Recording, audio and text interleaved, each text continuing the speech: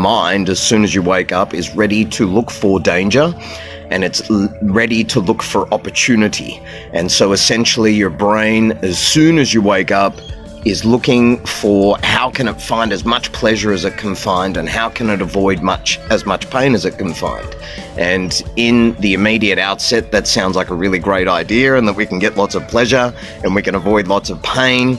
But let me assure you, that brain that's seeking to find pleasure and avoiding pain is actually seeking short-term pleasure, which brings long-term pain, and avoiding short-term pain, which brings long-term pain as well. So your brain, although it thinks that it's doing the right thing, which it is in its immediate outset, that brain and how your brain is, as soon as it wakes up, looking for avoiding as much pain as it can and trying to get as much pleasure as it can. It's trying to avoid exercise, it's trying to avoid meditation, it's trying to avoid getting up early, it's trying to avoid doing all of the things that you want to do, and it wants to eat donuts, ice cream, sleep in, and watch Netflix. Most people anyway.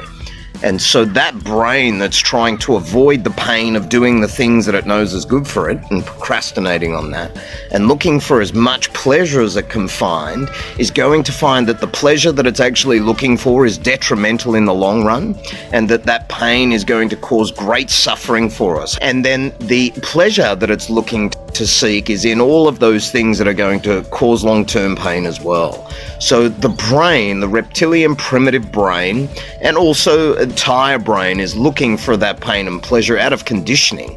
It's looking to find things that are as comfortable as possible, especially when it's in stress or distress. It's looking for as much comfort as possible, and it's looking to avoid as many things as it can.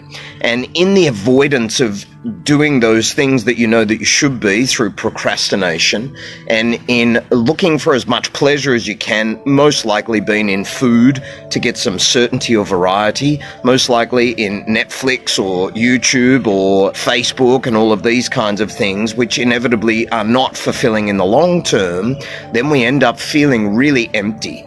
And so for me, and what I see with other people, is meditation first thing in the morning is so important to be able to catch that brain so that it's not on its trajectory of trying to avoid pain and trying to gain pleasure in ways that inevitably leads to long-term suffering.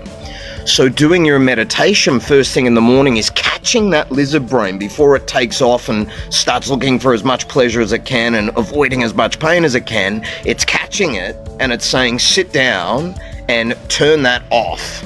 So that actually what you're doing is functioning from your frontal lobe and not functioning from the brainstem.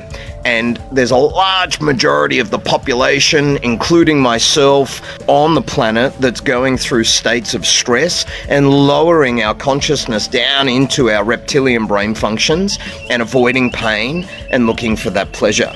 So it's really important that first thing as you wake up, you don't go, right, now, what's the pain and pleasure that I'm going to look for and avoid? You want to catch that brain and go, right, sit down and let's get centered on what's important. Let's get grounded. Let's get connected to our hearts. Let's bring more blood and oxygen and glucose into our forebrain so that we're operating from an intelligent state rather than from a fight-flight unintelligent state.